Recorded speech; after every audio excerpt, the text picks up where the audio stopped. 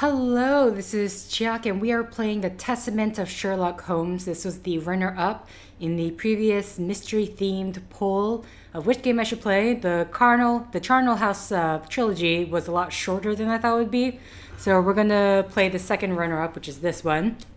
With this game, it's kind of strange. The default settings, it kind of looked like it had everything at minimum. I put everything to max or high, and I didn't bother with blue. And I put the difficulty level to hard. I don't know. There's no description of how easy, normal, or hard will be, but let's put it to hard. I'm assuming I can change it if I need to. So it seems to run well enough when I tested it, so we're going to go with a new game and get started. This game is this is the beginning of Frogwares' serious, quite a bit of an update to the Testament of the Sherlock Holmes adventure game series. And here we go.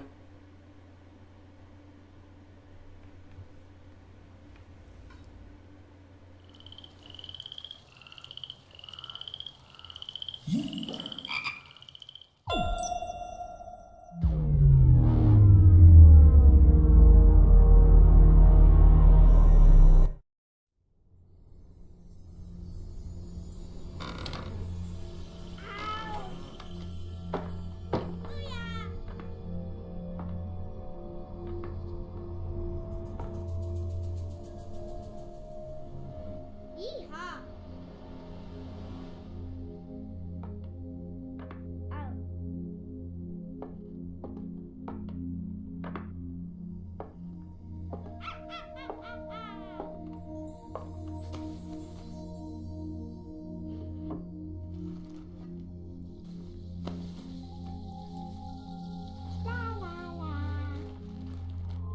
Ow! Ah! What's this?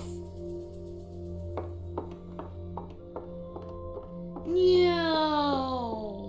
Bow, bow, boop, boop. La la la.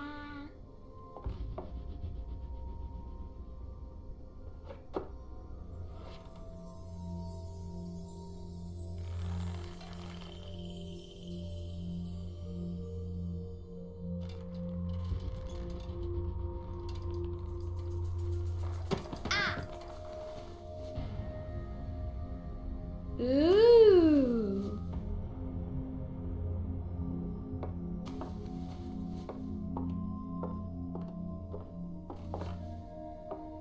Oh, look! It's a book!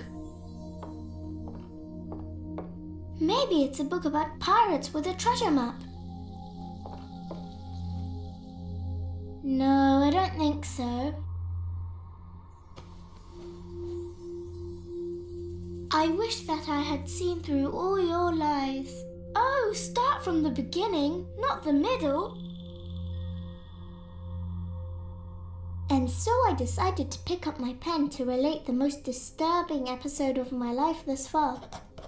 It all began early one morning in 1898, when Sherlock Holmes invited me to accompany him on a visit to the Marquis of Conyngham.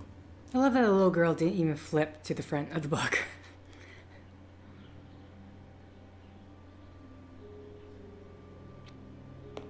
Watson, my dear fellow, we can now go and inform the Marquis that we have found the Samoan necklace, and very much faster than Inspector Baines, too, which pleases me. Have you really solved the theft, Holmes? And so quickly? I have indeed, Watson, and believe me, it was completely unnecessary to spread out all over London, as our friend Baines thought was best. He likes to boast that his methods are equal to mine, but once again the outcome has contradicted him. After all these years of accompanying you upon your investigations, I thought that by now I should be reasonably capable of following your train of thought. But in this particular case, I must admit that I don't understand anything at all. Ah, you see, but you do not observe, Watson. There lies the difference. It is a matter of course. A matter of course?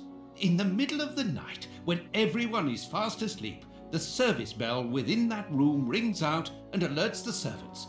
They dress quickly and come running. but the door is locked and there is a strong smell of burning from within.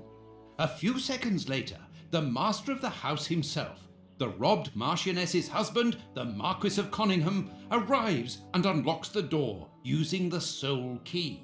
A fire has started inside the room, but they have managed to arrive in time to put it out. It is at that moment that the Marquis realizes that the famous Samoan necklace, which had been safe within its glass cabinet only a few hours earlier, has now disappeared. In order to explain, let us confirm my theory before the arrival of Inspector Baines. Okay, so mouse to look around and say, what? Yes, what? We can move with the keyboard now. Look at the broken showcase and click on it. No, I think we could do that in the previous game, right? I can't remember. I literally can't remember. Broken showcase, okay. The responsiveness of the keyboard is odd. This window was cut with a diamond. A clean, discreet piece of work. This is where the necklace was. See how tiny the hole is, and not one fingerprint upon the window. This window was cut with a... See how tiny... Okay, sorry. You always interact with left click. After a clue is examined, the icon will turn green. Please move Sherlock near the left of the window. You should see two... Left, oh, this window. To left of the window to the left window.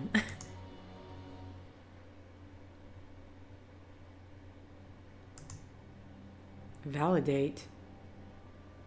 A mark undoubtedly made by a diamond. Someone tried to cut the glass, but he was interrupted.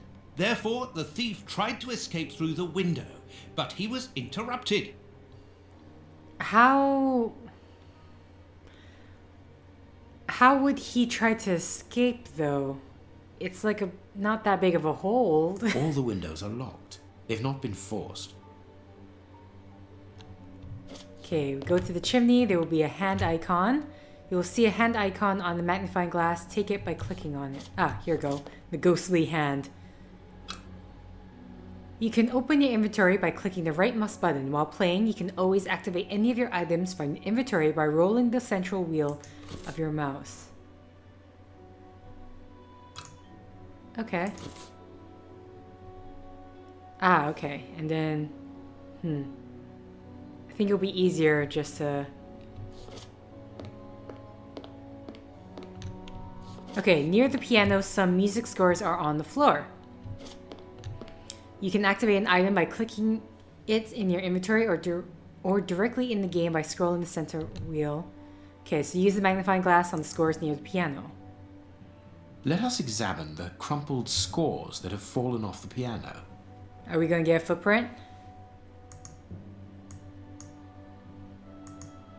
Oh, here we go, magnifying glass. These sooty prints were left by a tiny hand. I don't understand why these music scores are covered with soot. Press R or middle mouse button to switch to first person mode. Interesting. Ooh, okay.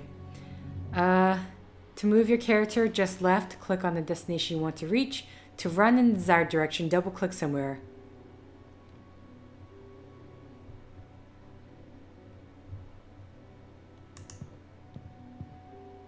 Okay. Made him run that little short distance. Oh, okay, I accidentally pressed E instead, but that apparently brought us to there. Okay, R. So in R's, left shift to make someone move faster. I mean, if we can... Oh. Okay, by pressing space, you activate Sherlock Holmes' sixth sense. It'll show you hints not yet discovered. Oh, I have to hold it? Okay, what happened to... This draft screen makes an ideal hiding place. As the theft was committed at night, I conclude that the thief hid himself behind the draft screen and waited until he was alone in the room. Okay. What happened to WASD? Okay, here we go. There's 3 different perspectives. We have a fixed third-person perspective, one that allows us more this way, and then we have the first-person view. Let's look at this. Strange. There aren't any prints, yet I'm sure that the thief hid here. Okay.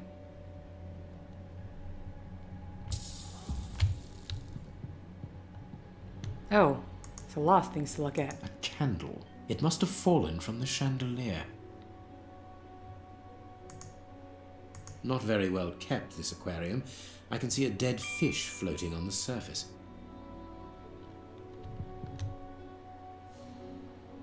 Okay. These documents are not very interesting, even though they're addressed to the Minister of Maritime Affairs. The Marquis himself. Okay, let's walk around. All the windows are locked. They've not been forced. What other clues are there around here? Oh, there's tons of things in here. Over here, I should say. Footprints. You are not going to get on your knees to examine them. There is no need. It is soot. The servants must have trodden in it while they were putting out the fire. Heading towards his chosen escape route, probably the window, the thief knocked over the stool, which then caught fire. But why didn't he try to put the fire out at once? Strange.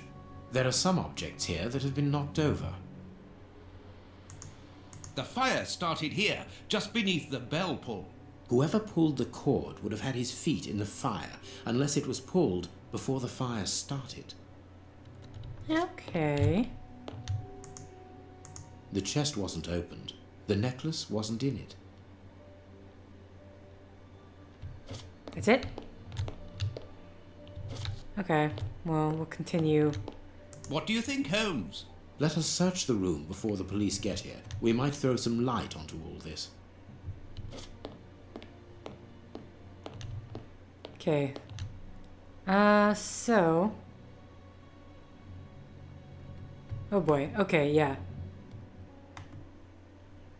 Shoot. It's right click. What? Where's my magnifying glass? Excuse me.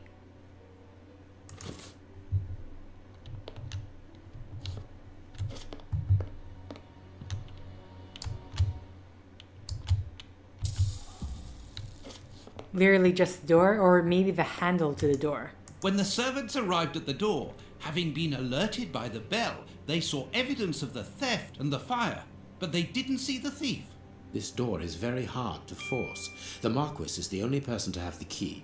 The thief could not get out through here until eventually, when the door was opened by the servants.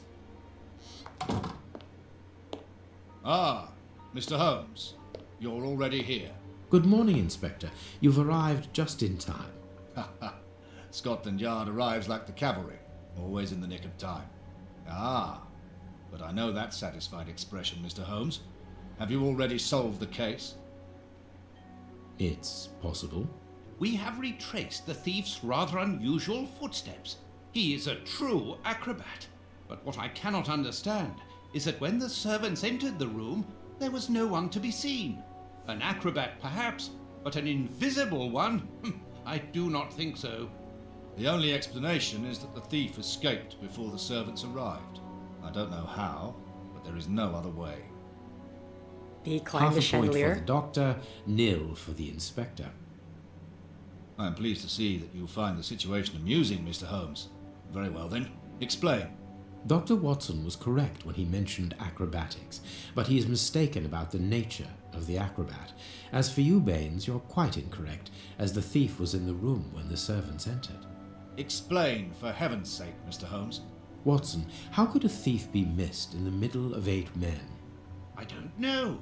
Because he is very small? Stop teasing us, Holmes. Exactly, because he is small and remarkably agile. You're thinking of a monkey? And a trained monkey at that. Without a doubt, a Leontopithecus rosalia from Central America. The animal had been hidden inside the room for several hours, calmly awaiting the signal from his master. Once night had fallen and the room was empty, a high-frequency whistle alerted the monkey that it was time to begin the procedure for which he had been trained. The monkey emerged from his hiding place and used the point of a diamond to open the glass cabinet and steal the necklace.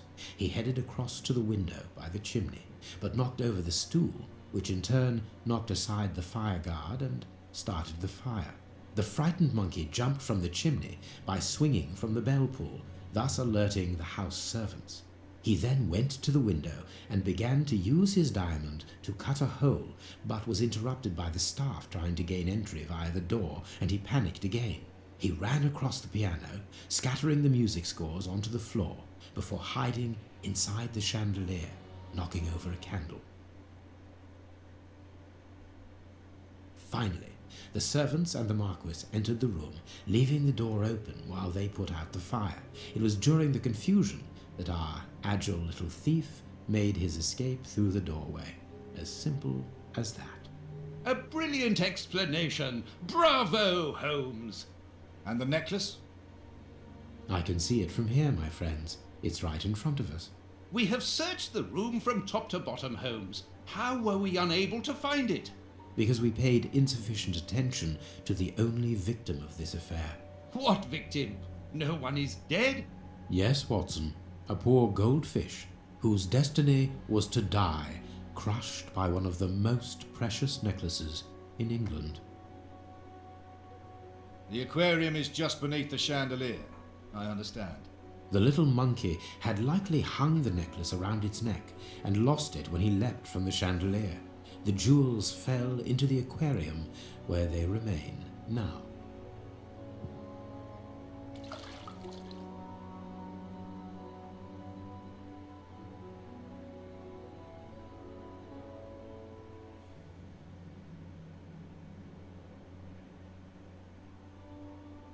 Marquis, here is your necklace, intact, just a little wet.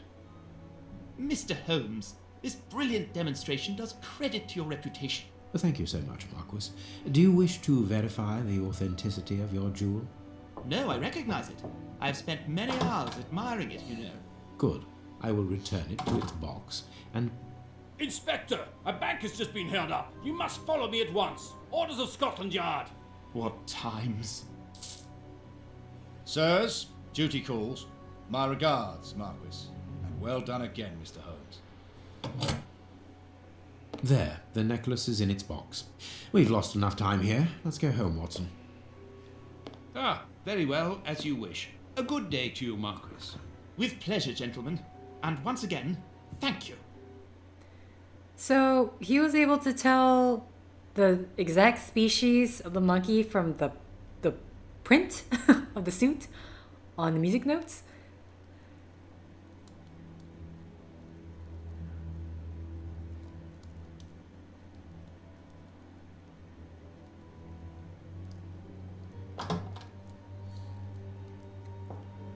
This morning's newspaper. Holmes, have you read this article about you? No, Watson, not yet, and I won't have time to. Read it before you leave. It's outrageous. If you insist. Oh boy.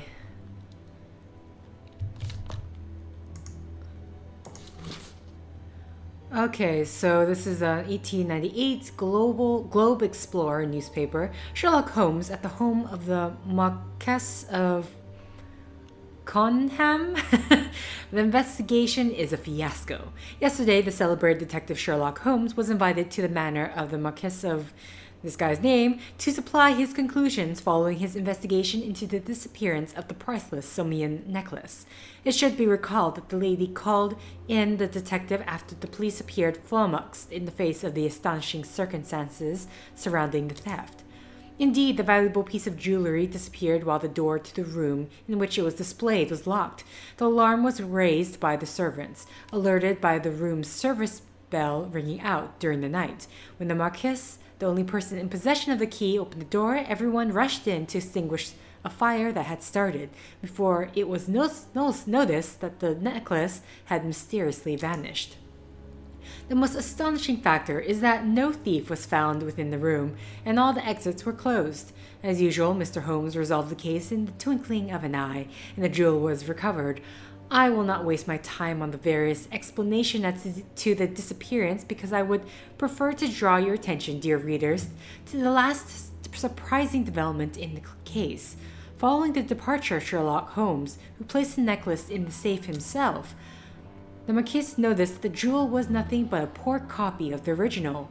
Let it not be forgotten that the Simonian necklace, although plain and without ornament, is unique because of the rarity of its pearls.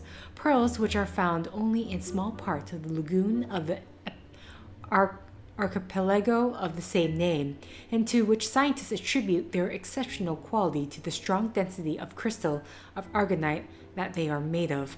The priceless necklace, brought here at the beginning of the century by Lord Fenton Arwick, the Marquess' grandfather and an eminent explorer, should have been part of her daughter's dowry of her marriage to the Duke of Newcastle. So I am going to place a simple question.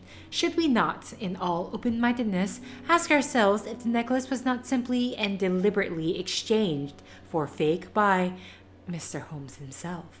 I am aware, dear readers, that the brutality of this question, without any preconception, may certainly shock some of you, but the facts are there, and our thoughts and judgment should not be confused with the regard which we all share the famous detective. It is not the first time that the Globe Explorer has expressed its reservation as to Sherlock Holmes' methods. Do not forget our counter-investigation into the escape of Arsène Lupin, the Frenchman who took malign pleasure in tarnishing the image of our royal family and who, by lucky chance, managed to elude capture by Mr. Holmes. At the time, we did not hesitate to consider a tacit complicity on the part of the latter. For those who are familiar with Mr. Holmes, it is quite apparent that his character traits show more of the opportunist and brilliant usurper than that of an altruistic defender of the law.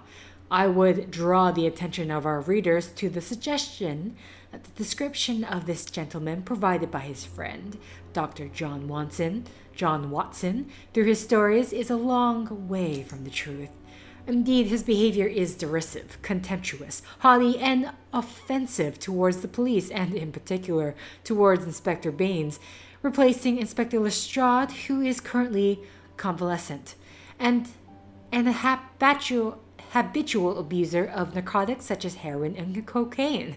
This is why, dear readers, it is important to disregard Sherlock Holmes' good reputation in order to form an objective opinion and to ask the pertinent questions. Was the necklace that Holmes already found a fake? If that was the case, why did he not mention it? And why should he insist on placing it back within the safe himself? Has the detective some unsavory interest in this affair, or is it a simple case of deceit in order to steal the extraordinary Simonian necklace? It is up to you, dear reader, to form your own opinions, but you can count on your humble servant to continue revealing to the public the doubtful methods and motivations of one who in the future I shall not hesitate to call Sherlock Holmes the usurper. To be continued, O. Farley. There's more. The ancestry of Prince Woodville recognized.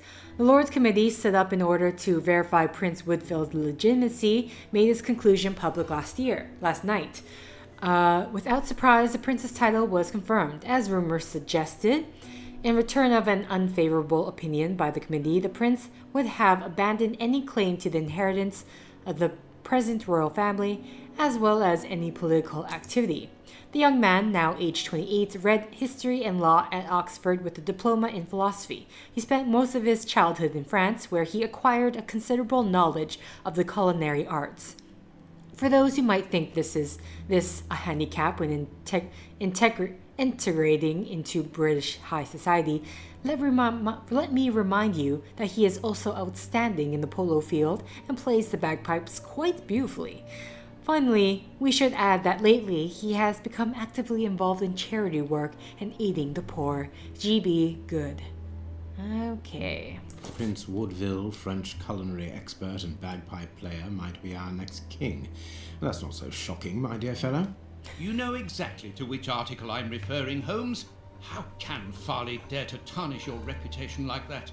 You know, Watson, that wherever glory walks, jealousy is bound to follow.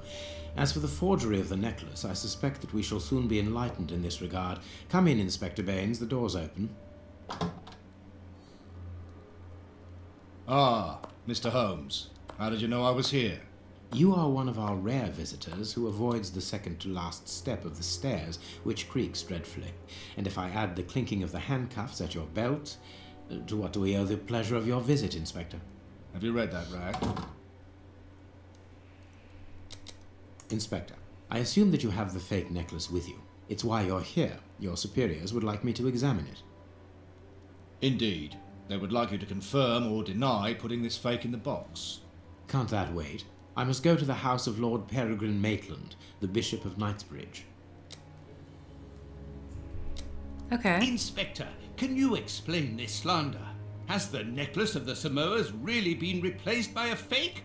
I don't know how the reporter got hold of the information, but it's true. About the necklace, of course. I wouldn't permit myself to question the integrity and honesty of Mr. Holmes. The necklace is a forgery? Impossible! I saw the Marquis authenticated before my very eyes, before Holmes returned it to its place.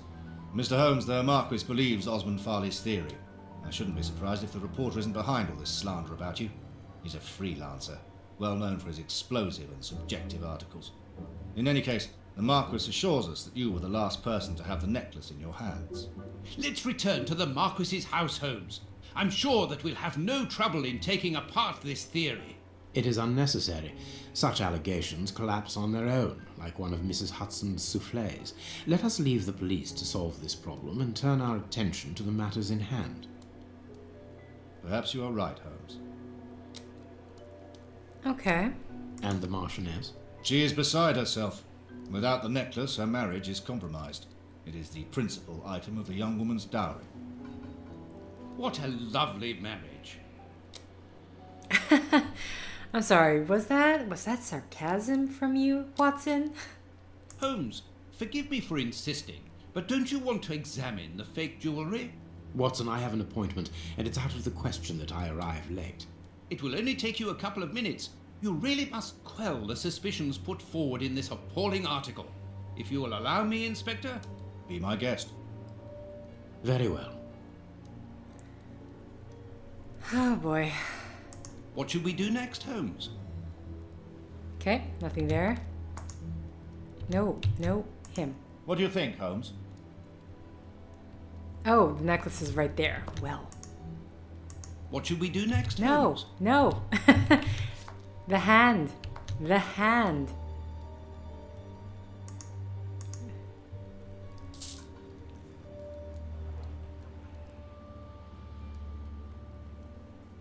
Oh. These 3 pearls are of poor quality. This pearl is a different color. Oh, we can...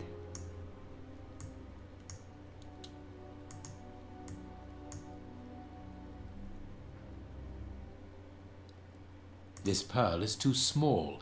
It is not in its place here. Too many defects. This necklace is a fake.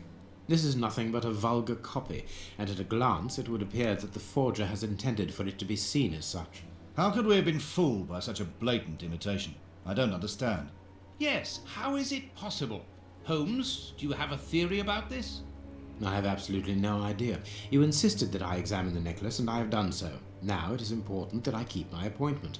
I'm sure, Inspector, that you will throw some light on this affair. Holmes. You may accompany me, Watson, if you care to do so. Goodbye, gentlemen. I'll keep you informed as to my inquiries. Goodbye, Inspector. You mentioned a bishop, didn't you? Are we going to his home? Yes, the Bishop of Knightsbridge. I put his address on our map of London on my desk. Would you get it for me, please? All right, Holmes.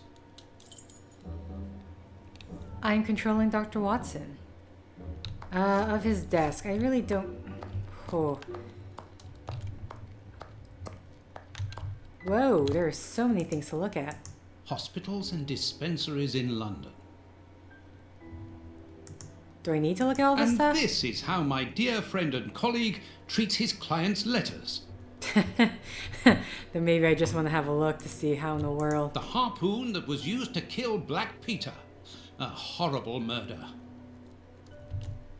And we kept it. Hello? Nope. Hospital. Nope. How come it keeps disappearing? General practitioner. That won't be of any use to me. Okay, let's just... You know, I actually might need to... Hospitals and... No. So I don't get... Female anatomy. I should put this book somewhere else. Okay. But yeah, I'm gonna end the set here. I'm gonna keep this to 30 minutes because I just don't know how this game is gonna render out.